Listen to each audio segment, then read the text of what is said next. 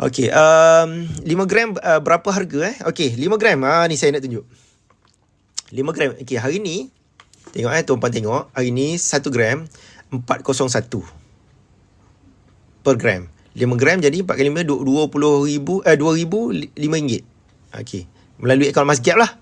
Okey, kalau tuan-puan nak beli emas physical direct, ini kadang-kadang kesilapan banyak customer Pelik Gold mungkin dia pun tak refer dia punya dealer.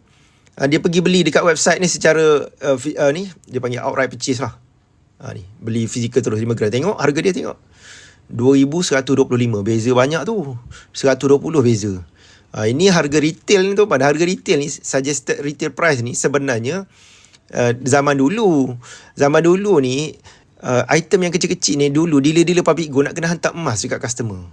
Nak kena hantar dulu, branch tak banyak, tak ada lagi sistem post. Jadi Public Gold ada harga retail. Harga retail ni harga runcit, yang mana dealer-dealer ni dia akan beli item ni, dia keluar daripada akaun Mas Gap dan dia akan hantar kepada customer dia. Dia adalah untung. Contoh 5 gram dia adalah 100 lebih duit poket untuk servis customer.